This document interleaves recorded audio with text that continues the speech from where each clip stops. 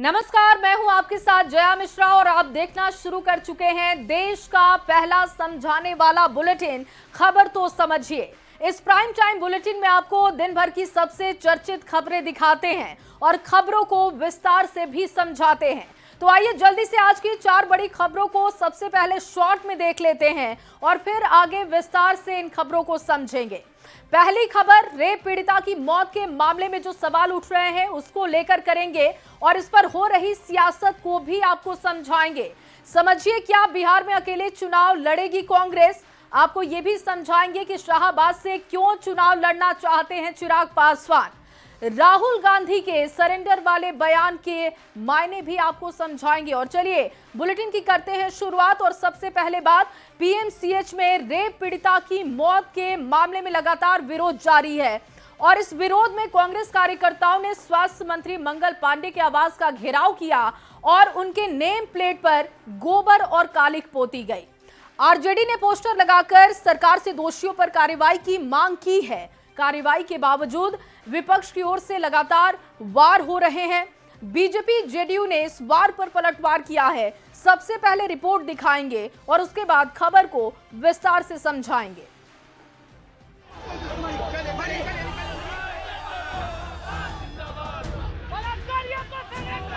PMCH में rape पीड़िता की मौत पर सियासी बवाल थमने का नाम नहीं ले रहा है। कांग्रेस इस पूरे मामले में बहुत ज्यादा एग्रेसिव दिख रही है। पूरा स्वास्थ्य मंत्रालय किसको बचा रहा है? 3 दिन पहले इनकम टैक्स गोलंबर पर प्रदर्शन करने वाले कांग्रेस के नेताओं ने बुधवार को बैरिकेडिंग तोड़ते हुए स्वास्थ्य मंत्री मंगल पांडे के घर का घेराव किया और उनके नेम प्लेट पर गोबर और कालिख पोत दी। ये अमंगल पांडे है, पूरे बिहार के लिए अमंगलकारी है, हत्यारा है। कांग्रेस प्रदर्शन कर विरोध जता रही है तो दूसरी ओर आरजेडी की ओर से अपने कार्यालय के बाहर पोस्टर लगाकर सवाल खड़े किए जा रहे हैं। कहीं न कहीं कहा जा सकता है कि अब इस पूरे मसले पर राजनीतिकरण भी हो रहा है। कांग्रेस और आरजेडी के नेता विरोध प्रदर्शन कर इस मुद्दे पर सियासी बढ़त बनाने में जुटे हैं, लेकिन एक सच ये भी है कि सरकार इस पूरे मामले में अब एक्शन मोड में आ चुकी है। सरकार की ओर से अब तक क्या क्या कार्रवाई हुई है वो भी जानेंगे। पहले कांग्रेस और आरजेडी की ओर से तेज हुए सियासी वार पर बीजेपी जेडीयू का पलटवार देख लीजिए। सरकार ने इस पर तुरंत संज्ञान लेते हुए हाई लेवल कमेटी बनाई और कमेटी की रिपोर्ट आते ही दोषियों पर कार्रवाई की गई, उन पर गाज गिराया गया। दर्दनाक घटना हुई और उस दरिंदे को, रंजीत सहनी को 3 घंटे के अंदर गिरफ्तार कर लिया गया, लेकिन विपक्ष का कोई नेता उसका नाम नहीं लेता है। लेकिन न जाने कौन अज्ञात कारण है जिसके चलते वो नाम नहीं लेते हैं। राजनीतिक वार पलटवार से इतर अगर कार्रवाई की बात करें तो सरकार ने लापरवाही मामले की जांच के लिए 3 डायरेक्टर इन चीफ के नेतृत्व में हाई लेवल कमेटी का गठन किया है। पीएमसीएच के प्रभारी उपाधीक्षक डॉक्टर अभिजीत को पद से हटा दिया है। मुजफ्फरपुर के एसकेएमसीएच की डॉक्टर कुमारी विभा को सस्पेंड कर दिया है। सरकार की ओर से दावा किया जा रहा है कि स्पीडी ट्रायल चलाकर 15 दिन के भीतर दोषियों को सजा दिलाई जाएगी और पीड़ित परिवार को न्याय दिलाने की दिशा में पुलिस काम कर रही है। न्यूज़ 18 के लिए शैलेंद्र कुमार, रवि एस नारायण और विनीता मिश्रा के साथ ब्यूरो रिपोर्ट। देखिए, मुजफ्फरपुर की नाबालिग से रेप और फिर पीएमसीएच में इलाज के दौरान हुई मौत मामले में सरकार एक्शन में आ गई है, लेकिन एक्शन के पहले अब तक कई तरीके के आरोप लग चुके हैं। तो आइए पहले जानते हैं कि आरोप क्या क्या लग रहे थे। तो आपको बता दें कि आरोप इलाज में लापरवाही बरतने का लगा। आरोप यह भी है कि पीएमसीएच में बच्ची को बेड तक नहीं मिला, इलाज में देरी भी बरती गई। हालांकि पीएमसीएच की ओर से लापरवाही से इनकार किया गया, लेकिन सरकार इस मामले में एक्शन कर चुकी है। एक्शन ये है कि जांच के लिए 3 कमेटी का गठन किया गया है। पीएमसीएच के प्रभारी उपाधीक्षक को भी पद से हटा दिया गया है, जबकि एसकेएमसीएच की बात की जाए तो वहां पर भी जो आरोप लगे कि वहां पर लापरवाही बरती गई थी बच्ची के साथ, तो वहां की डॉक्टर कुमारी विभा को भी सस्पेंड किया जा चुका है। देखिए, इस पूरे मामले में सरकार का कहना है कि लापरवाही पर एक्शन होगा, जिसने भी लापरवाही बरती उस पर कार्रवाई की जा रही है और आगे भी कार्रवाई होगी। 15 दिन में चार्जशीट दाखिल किया जाएगा और स्पीडी ट्रायल कराएंगे। दोषियों को बहुत जल्दी सजा भी दिलाएंगे। सरकार की तरफ से इसका भरोसा दिया गया और इसमें एक्शन भी किया गया। अब सवालों के जरिए खबर को समझिए।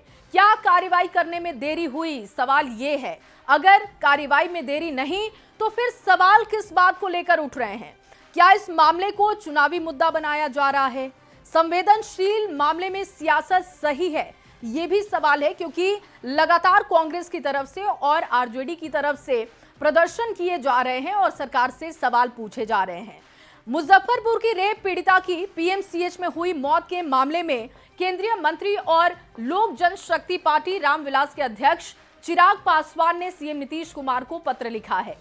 चिराग पासवान ने आपराधिक घटना और लॉ एंड ऑर्डर पर सवाल उठाए हैं। मुजफ्फरपुर बालिका रेप कांड मामले में सख्त कार्रवाई की मांग की है। रिपोर्ट देखिए और फिर खबर को समझाएंगे।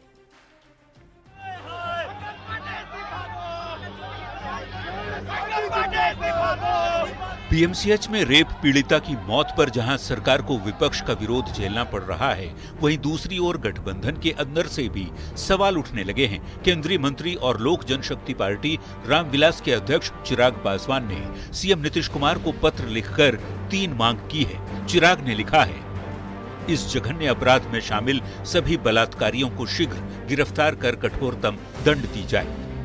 पीएमसीएच अस्पताल प्रशासन, डॉक्टरों और स्टाफ की भूमिका की उच्च स्तरीय न्यायिक जांच कराई जाए और इलाज में जानबूझकर देरी और अमानवीयता दिखाने वाले कर्मियों के विरुद्ध आपराधिक और विभागीय कार्रवाई की जाए। हम लोग बिहार सरकार के कानून व्यवस्था के साथ साथ स्वास्थ्य के लचर व्यवस्था पर सवाल खड़ा करते हैं। वैसे तो राष्ट्रीय लोक मोर्चा के अध्यक्ष उपेंद्र कुशवाहा भी सोशल मीडिया एक्स पर पोस्ट लिखकर सीएम नीतीश से इस मामले में सख्त कार्रवाई करने की मांग कर चुके हैं। लेकिन पीएमसीएच में रेप पीड़िता की मौत मामले में विपक्ष की ओर से कांग्रेस लगातार विरोध प्रदर्शन कर रही है, तो दूसरी ओर एनडीए में होते हुए भी चिराग ने पत्र लिखकर सिस्टम को फेल बता दिया है और सवाल खड़ा किया है। उसके बाद अब कई सवाल खड़े हो रहे हैं। सवाल है कि क्या चिराग खुद को अलग दिखाने की कोशिश कर रहे हैं? न्यूज़ 18 के लिए पटना से रवि एस नारायण के साथ ब्यूरो रिपोर्ट। तो नीतीश को लिखी चिराग की चिट्ठी पर चर्चा को समझिए। बिहार एनडीए में 5 दल शामिल हैं। चिराग पासवान एनडीए का हिस्सा हैं। एनडीए में होते हुए चिराग ने सवाल उठाए हैं। मुजफ्फरपुर की घटना पर सरकार से उन्होंने सवाल पूछे हैं। चिराग पासवान ने सीएम नीतीश को चिट्ठी लिखी। चिराग पासवान ने इस चिट्ठी में कड़े शब्दों का प्रयोग किया। घटना को राज्य की संवैधानिक जिम्मेदारी की विफलता बताया। चिराग पासवान ने अपने ही गठबंधन की सरकार पर सवाल उठा दिए और उसके बाद सवाल उठ रहा है कि क्या चिराग खुद की पोजीशनिंग कर रहे हैं ताकि इस घटना की आंच उन तक ना पहुंचे। ये अहम सवाल उठाए जा रहे हैं और चिराग को लेकर लगातार बातें भी हो रही हैं। आगे बढ़ते हुए तेजस्वी यादव और इसके साथ ही कांग्रेस की बात होगी। तेजस्वी यादव ने साल 2025 में महागठबंधन की सरकार बनने पर माई बहन मान योजना के तहत महिलाओं को हर महीने 2500 रुपए दिए जाने का ऐलान किया था।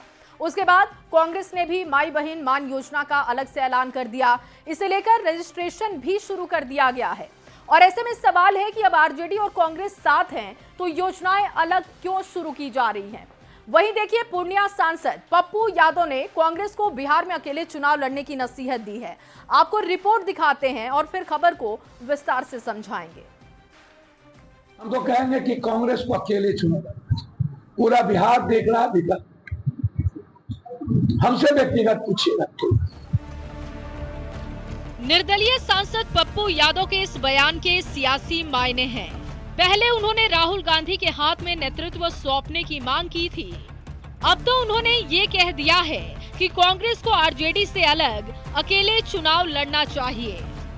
13 करोड़ जनता को बचाना है ना, तो कांग्रेस को अकेले सभी जात वर्ग धर्म गरीब, जिस तरीके से Rahul ji EBC OBC ST SC संविधान और गरीबों की इकोनॉमी की बात कर रहा है, मुझे लगता है कि कोई नई रास्ते तो अख्तियार और कांग्रेस को अकेला राह दिखना चाहिए। दरअसल माई बहन मान योजना पर कांग्रेस और आरजेडी के बीच क्रेडिट लेने की होड़ मची है।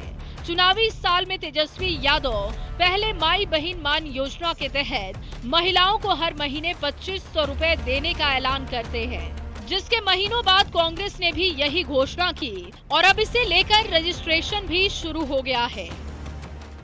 महागठबंधन की तरफ से, कांग्रेस पार्टी की तरफ से अवगत कराने के लिए हम आए हैं और जितना हम समझ रहे हैं महिलाएं महंगाई से बहुत त्रस्त हैं और उनको इससे राहत मिलेगी, उनको फायदा मिलेगा।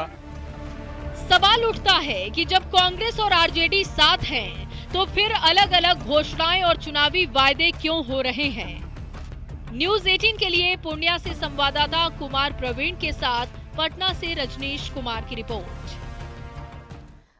और चलिए सबसे पहले सवालों के जरिए खबर को समझेंगे।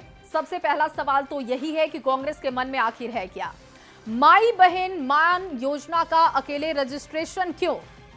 4 बार बिहार आए राहुल गांधी, लेकिन आरजेडी से दूरी क्यों उनकी दिखाई दी? महागठबंधन का अब तक साझा प्रचार क्यों नहीं हुआ? सवाल यह भी है कि आरजेडी कांग्रेस में कोऑर्डिनेशन नजर क्यों नहीं आता? क्या अकेले चुनाव लड़ेगी कांग्रेस? अब ये सवाल भी, क्योंकि पप्पू यादव ने ऐसा बयान दे दिया है। दरअसल 2 दशक से कांग्रेस आरजेडी की बैसाखी के सहारे चल रही है। आरजेडी की बैसाखी की छवि से बाहर निकलने की छटपटाहट कांग्रेस में दिखाई दे रही है। कांग्रेस भले ही आरजेडी के साथ हो, लेकिन उसके कई बयान इस सोच से बहुत अलग दिखते हैं कि वो आरजेडी के साथ खुश है या उसके सहारे आगे बिहार में बढ़ना चाहती हो। इस बात को चुनावी आंकड़ों से भी समझ सकते हैं। ये आंकड़े आपके सामने अब रखने जा रहे हैं। जब से कांग्रेस आरजेडी के साथ गई है, तब से धीरे धीरे उसकी जमीन खिसकती हुई चली गई। कभी बिहार में अकेले दम पर सरकार चलाने वाली कांग्रेस का 2005 से अब तक का अगर आप प्रदर्शन देख लीजिएगा, तो आपको समझ आ जाएगा कि आखिर कांग्रेस क्यों छटपटाहट दिखा रही है। 2005 में 9 सीटें कांग्रेस के खाते में, 2010 की बात की जाए तो 4 सीटें कांग्रेस के खाते में जाती है। 2015 में 27 सीटें और 2020 के आंकड़ों की अगर बात करें तो ये 19 सीटें रह जाती हैं। कांग्रेस को लेकर सवाल क्यों उठ रहे हैं? तो इसका जवाब है कि कांग्रेस का 2020 में रिजल्ट अच्छा नहीं रहा था। 19 सीटें मिली थी और स्ट्राइक रेट अगर आप देखें तो 27% रहा था। अब कांग्रेस खुद के पैरों पर खड़ा होना चाहती है। ये चाहत कांग्रेस के कई नेताओं के बयान से देखा और समझा जा सकता है। इसका संकेत इस बात से मिलता है कि लालू प्रसाद के नजदीकी माने जाने वाले अखिलेश सिंह को हटाकर राजेश कुमार को प्रदेश अध्यक्ष बना दिया जाता है। यही नहीं, प्रदेश प्रभारी भी बदल दिए जाते हैं और यहां तक कि लालू परिवार को फूटी आंखों ना भाने वाले कन्हैया कुमार भी बिहार में सक्रिय हो जाते हैं। यहां तक कि उनकी यात्रा भी निकल जाती है। यही नहीं, राहुल गांधी 4 बार बिहार आए, लेकिन तेजस्वी यादव से वो नहीं मिलते हैं। महागठबंधन को चलाने के लिए कोऑर्डिनेशन कमेटी तो बनी, लेकिन कोऑर्डिनेशन कहां है? कहीं तो दिखाई नहीं दे रहा, क्योंकि कांग्रेस अलग अलग अभियान चला रही है। कांग्रेस की तरफ से अलग अभियान और आरजेडी की तरफ से अलग अभियान, और इसीलिए सवाल उठाए जा रहे हैं। चलिए आगे बढ़ेंगे और राष्ट्रीय लोक जनशक्ति पार्टी रामविलास की ओर से दावा किया जा रहा है कि चिराग पासवान शाहाबाद के किसी विधानसभा क्षेत्र से चुनाव लड़ सकते हैं। एलजेपी आरवी सांसद अरुण भारती के बयान पर सियासी बयानबाजी तेज हो गई है। सबसे पहले रिपोर्ट देखिए और फिर खबर तो समझिए।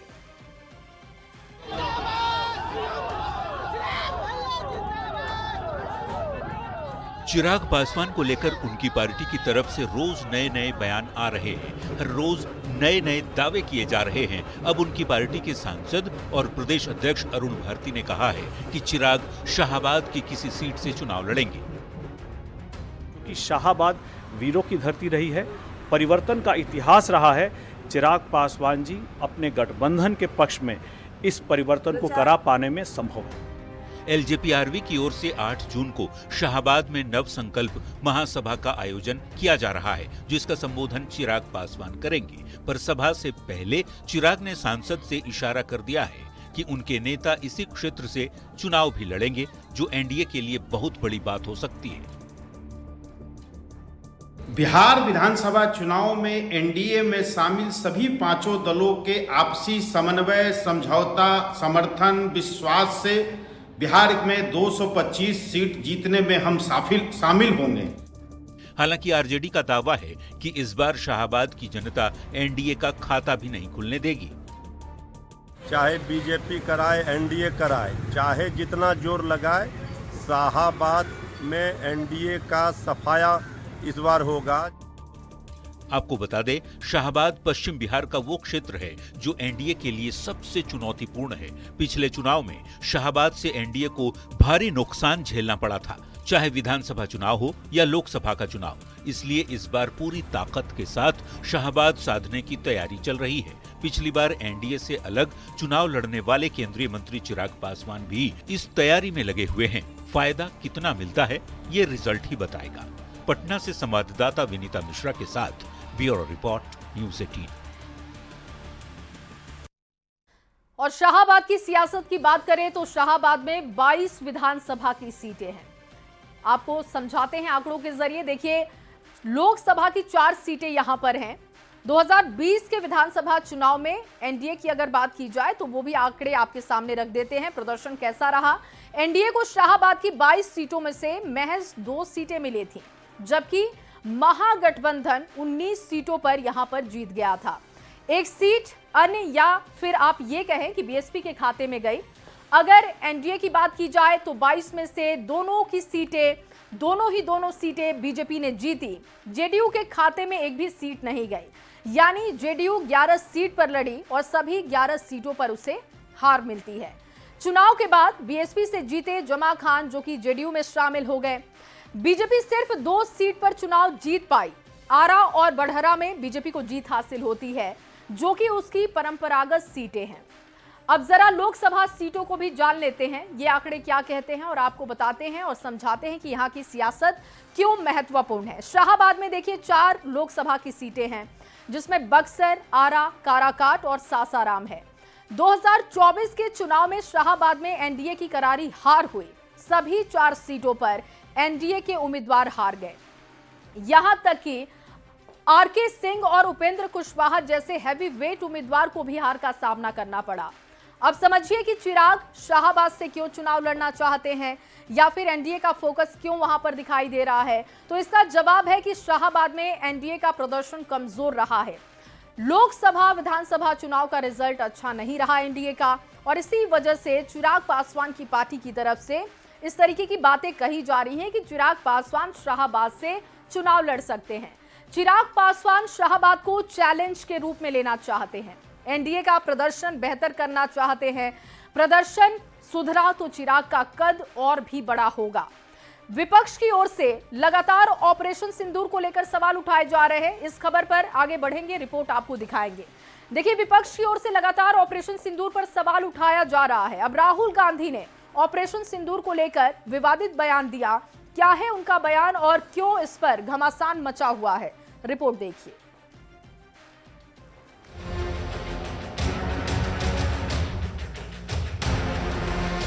उधर से ट्रंप ने एक इशारा किया, नरेंद्र सरेंडर। ऑपरेशन सिंदूर पर सियासत थमने का नाम नहीं ले रही। भोपाल में राहुल गांधी के दिए एक बयान ने फिर से सियासत को गरमा दिया है। राहुल गांधी ने ऑपरेशन सिंदूर के बाद हुए सीज फायर पर सवाल खड़े करते हुए प्रधानमंत्री नरेंद्र मोदी पर गंभीर आरोप लगा दिए। इन पर थोड़ा सा दबाव डालो, थोड़ा सा धक्का मारो, डर के भाग जाते हैं ये लोग। जैसे उधर से ट्रंप ने एक इशारा किया, फोन उठाया, कहा मोदी जी क्या कर रहे हो?